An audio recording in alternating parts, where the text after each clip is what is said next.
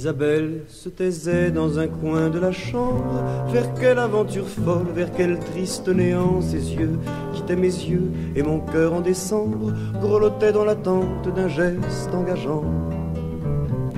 Isabelle, solitude derrière ses cheveux noirs, lisait dans les dessins du pelage du chat et caressait des livres tout gonflés de savoir, rien dedans pourtant qu'elle ne connaissait déjà. Isabelle était là, la tête dans mon cou. Au lieu de dire je t'aime, elle me disait devine. Je lui répondais d'un baiser sur ses yeux doux, et je sentais son cœur battre dans ma poitrine. Isabelle, du silence aux musiques mystérieuses, accrochée de l'enfance aux arbres foudroyés, lorsque me terrassait cette mort insidieuse qui serpente entre désir et réalité. Isabelle, en tailleur, assise sur le lit, vibrait de tout son cœur quand nous lisions à deux les poètes fraternels par l'amour anobli, pauvres transfigurés, misérables somptueux. Isabelle, demi-brume les soirs d'Apollinaire, un voyou ressemblait à ton image floue, un voyou caressant comme une fleur de misère, frêle dans son printemps comme les gueules de loup. Isabelle, amoureuse, voguait dans les grands fonds lunaires, avec la face glacée pour les adultes et l'autre face brûlante de ses 16 ans profonds, en bouquet pathétique pour que l'amour exulte. Isabelle, de la nuit, poète assassinée par le monde des hommes qui parlent poésie au prix d'une muselière offerte à l'adoré, désiré puis vaincu. J'ai mal d'écrire ceci. Isabelle me parlait parfois de ses amis qui l'aimaient mais qui ne lui écrivaient jamais, de ses parents, de ses sœurs, de ses frères aussi. Pourquoi les avoir fuis si cela était vrai? Isabelle, de mon cœur, avait besoin d'amour, de serrer dans ses bras, de pleurer de tendresse, de jouer toute la nuit à oublier le jour et son miroir qui renvoie la détresse. Isabelle est partie par un soir de novembre, quand de trop être ensemble on en perdit l'envie, quand une poussière de mort s'abattit dans la chambre, quand plus rien ne coulait dans le mi-temps du lit. Isabelle, la tristesse, mon cœur se serre encore sur ce quai de malheur, bon Dieu qu'il faisait froid. Ton enfance est restée pareil à l'oiseau mort dans mes mains d'enfant triste qui se souvient de toi. Isabelle a quitté ce pays embourbé où personne ne comprit son silence hostile, que juste un peu d'amour ou d'amitié pouvait briser, car sa peur était bien fragile. Isabelle, de l'absence qui est-elle aujourd'hui? Je sais que de temps en temps, comme en aparté, on pense l'un à l'autre bien que l'amour ait fui, laissant les traces d'or de la fidélité.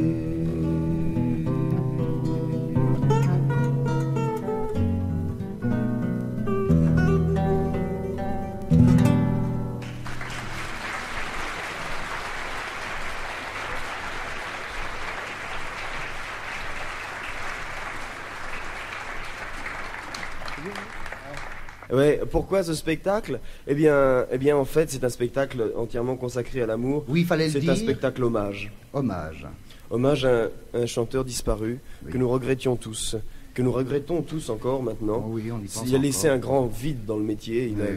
C'est un vide que lui-même, de son vivant, a jamais. C'est-à-dire qu'après sa disparition, on a perdu un grand vide. Oui, c'est une chose qu'il faut dire. Il a foulé cette scène que nous foulons actuellement. Il a triomphé sur cette scène. Il a trépigné sur cette scène. Il a fait un quart d'heure de rappel sur encore cette des scène. Restes. C'était un homme extraordinaire. Ouais. Ça a la vie dure, ces petites bêtes. Hein. C'est un homme, non mais c'était un homme généreux, c'était un homme de métier, c'était le métier. Et puis en même temps, c'était l'amour, c'était la chanson d'amour. Oui, c'était Claude François, que nous regrettons tous amèrement. Vous en souvenez. Et en hommage à Claude François, on voulait intituler ce spectacle Tout le monde avec moi. Je vais la changer, cette applique. Oui, tout le monde avec moi, oui. C'est donc un spectacle en remerciement à l'EDF.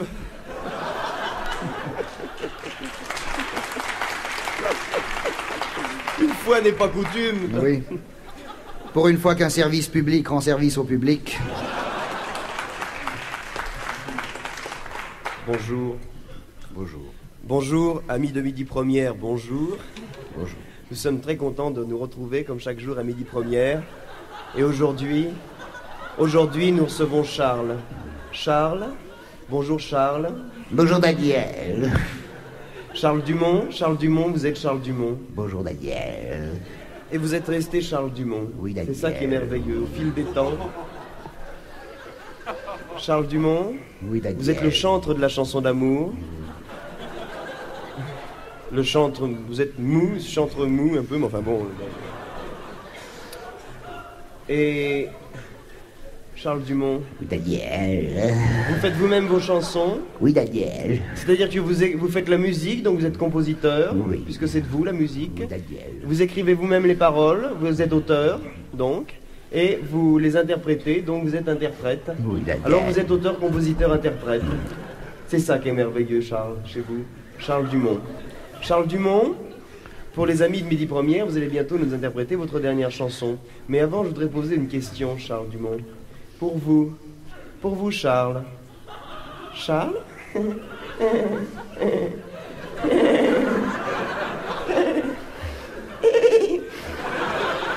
Pour vous, l'angoisse, qu'est-ce? Hein? J'ai dit pour vous, l'angoisse, qu'est-ce? Ah bon? Eh bien, moi aussi, Daniel. Non. Qu'est-ce que c'est l'angoisse pour vous? Ah, vous me demandez ce que c'est que l'angoisse? Pour nos amis de Midi Première. Eh bien, voyez-vous, Daniel, pour moi, l'angoisse, c'est un bitter sans Pellegrino.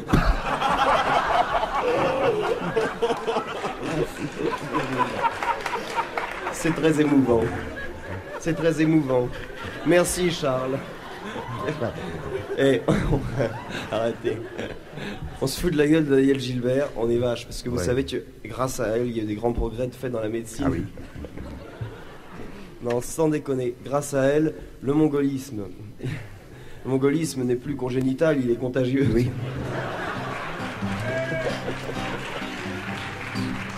Vous allez nous chanter votre dernière création, Charles. Oui.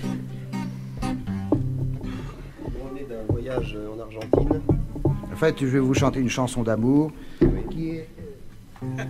Chanson d'amour qui est la synthèse de toutes les chansons d'amour.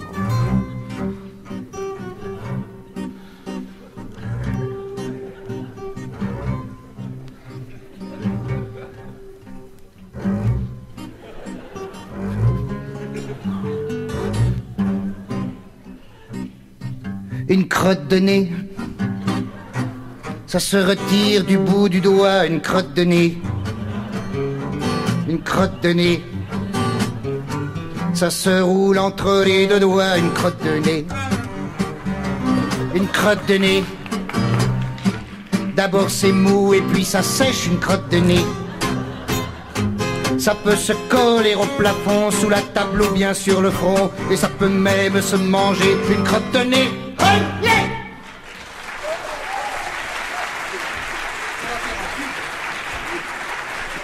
Merci, Charles Dumont, merci. Bon, on va changer d'air maintenant. Hein. Tout à l'heure, il était question, dans une chanson que nous avons chantée tous les deux, il était question d'une petite fille. Alors certains d'entre vous pourraient croire que c'est parce que j'ai des enfants. J'en ai pas. En fait, j'en ai 6, mais ils sont pas à moi. 6 avec lesquels je vis en Haute-Savoie, dans un chalet, dans une école parallèle, que j'ai montée l'année dernière, il y a 15 mois. En fait, c'est pas une école parallèle, hein. Méfions-nous des étiquettes, ce n'est pas une école parallèle, parce que école, on en a assez chié avec ces conneries, je veux dire, et parallèle, on sait plus trop ce que ça veut dire, disons que c'est plutôt une communauté oblique, vous voyez, comme ça, on sait pas ce que c'est, j'espère qu'on saura jamais ce que c'est. Trêve de baratin, je préfère vous le chanter. Oh, c'est faux.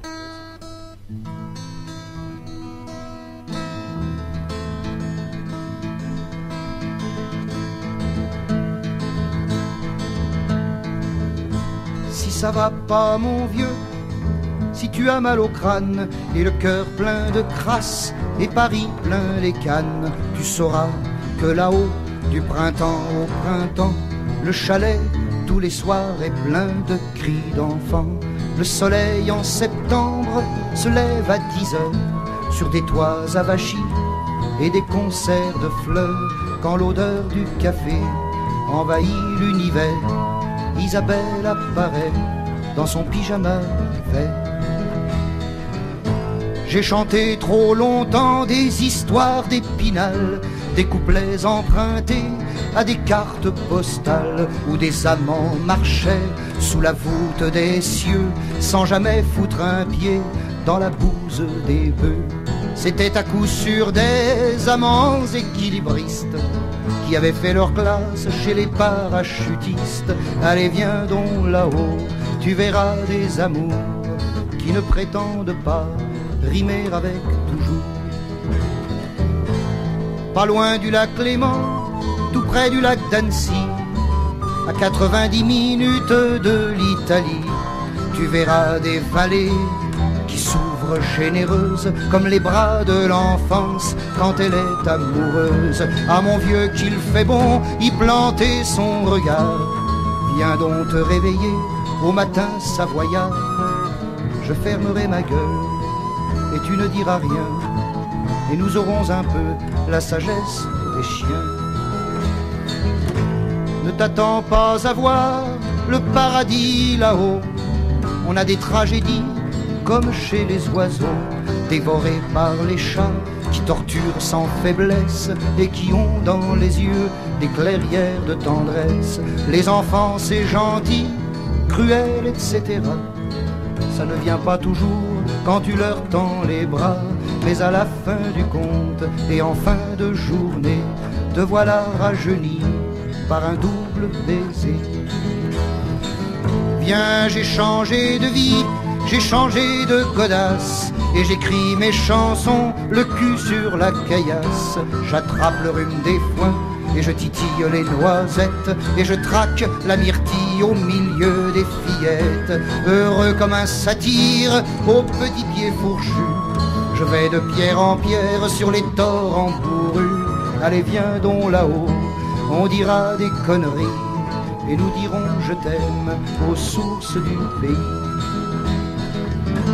Les fenêtres au chalet s'éteignent une à une, ne restera bientôt qu'un vieux toit sous la lune.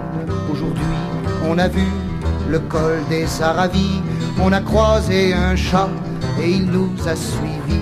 Sur les portes des chambres sont écrits les prénoms des héros familiers de mes futures chansons.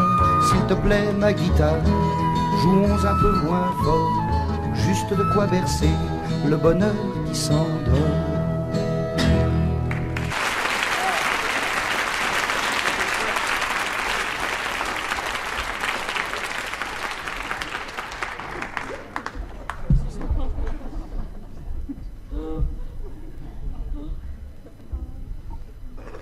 Merci.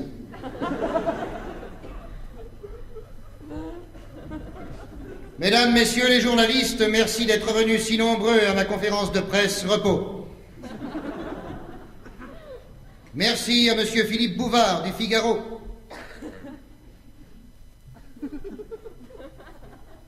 À Monsieur Philippe Bouvard de François. À Monsieur Philippe Bouvard de Paris Match. À Monsieur Jean Duché de Montricot. Bonjour ma poule. Et à Monsieur Louis Althusser de Pif le Chien.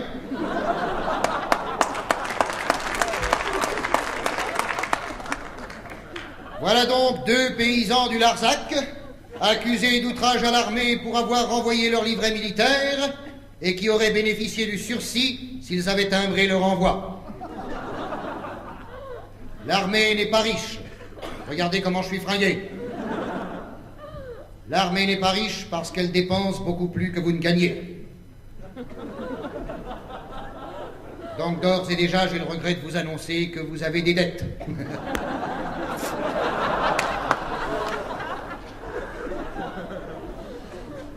Mais L'affaire aurait été close, car nous ne sommes pas des bœufs, s'il n'y avait une autre affaire qui venait jouxter la première.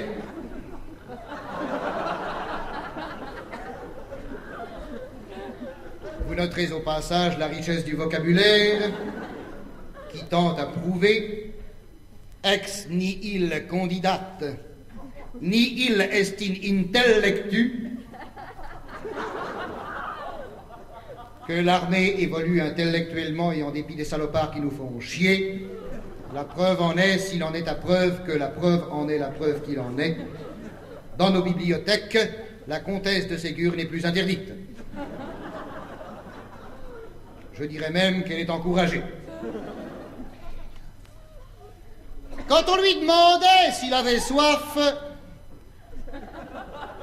Virgile répondait oui.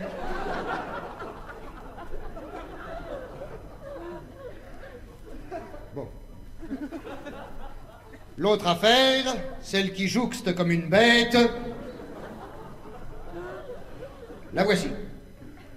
À la fin de l'hiver dernier, donc au début du printemps prochain, c'est-à-dire au solstice d'été, ma compagnie et moi, nous sortons des limites du territoire militaire du Larzac dans le cadre d'une manœuvre ordinaire, les bleus contre les rouges. Vous savez que c'est toujours les bleus qui gagnent et les rouges qui perdent. C'est obligatoire, c'est une convention, hein? Sinon, c'est de la triche. Ce jour-là, nous sommes rouges, donc on fait tout ce qu'on peut pour perdre, en tombant sous les balles fictives d'un brancardier bleu, qui passait à 75 km de nous, sur sa mobilette, camouflée en huître. Oui, mais enfin, une huître dans le Massif central, hein, ça se reconnaît tout de suite. C'est toujours marée basse.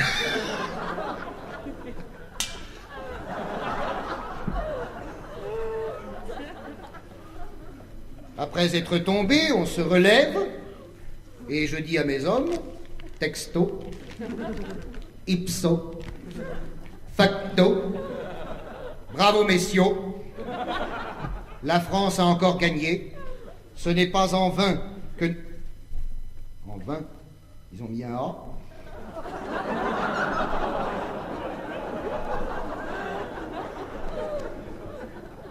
Que nous avons versé notre sang et patati et on ne souffle pas.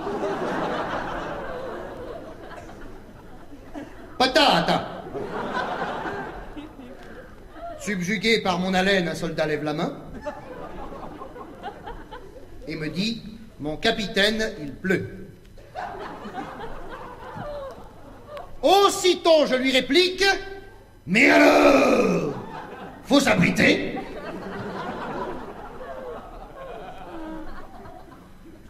J'avise une ferme qui se trouvait devant moi, et là je dis à mes hommes, sur le ton de l'humour,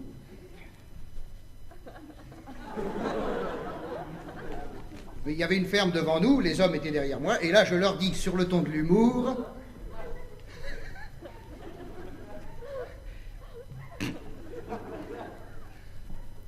la ferme, donc, juste devant. Je leur dis sur le ton de l'humour.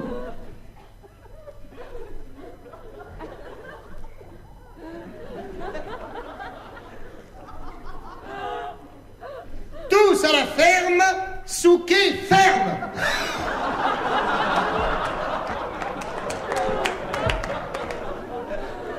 Vous avez compris? Dans la ferme, il y avait deux paysans. Un pour s'occuper des bêtes, l'autre pour s'occuper des animaux. On entre dans la ferme, les paysans sortent selon le principe des vases communicants, et le plus jeune d'entre eux me dit au passage, je cite et là vous pouvez noter, « Oh, chiotte, l'armée !» Je lui réponds que je n'ai pas d'ordre à recevoir d'un civil.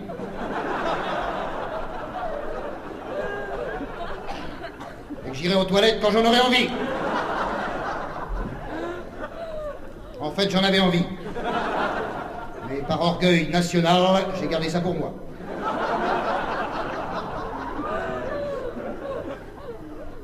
Les deux paysans s'en vont chercher d'autres paysans, vous connaissez les ploucs, lâches. Et 1 heure plus tard, tous les paysans du coin entourent la ferme. Ils nous encerclent. On ne peut plus pénétrer chez les gens sans se faire expulser. Alors, que voulez-vous qu'on fasse dans une telle situation?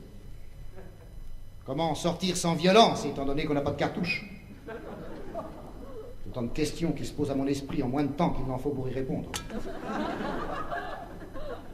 Mesdames, messieurs les journalistes, il est clair que ces paysans sont manipulés par les Russes.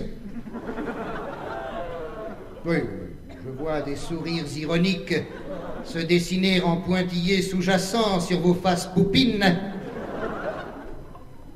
Mais quand je dis manipulés par les Russes, tenez-vous bien, dans le frigidaire de la cuisine, j'ai trouvé une bouteille de vodka. Johnny Walker.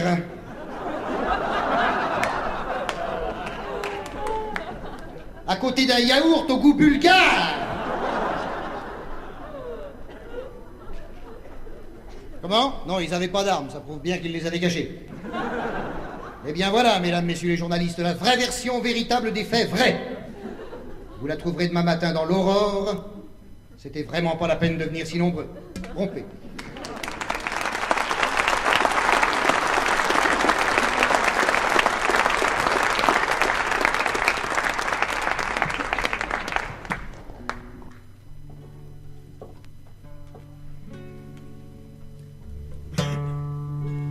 On est les floués du système, on essaye d'apprendre l'amour et de faire dire je t'aime aux tortionnaires du petit jour qui attendent la misère au tournant pour l'envoyer à son boulot, qui attendent la guerre en chantant les conneries de la radio. Des bourgeois qui croient plus à la réussite, des prolos qui croient plus à la CGT. On est ceux qui se font arrêter par les flics quand on se promène la nuit, foulard au papier. On est la fine fleur d'un désert de frimes, de cons et de béton, de provocations policières et de chants du cygne en prison. On a la poitrine écrasée par l'oppression au jour le jour. Nos fiançailles déchirées grincent dans nos chansons d'amour. On déconne, ça cogne partout au fond de nous.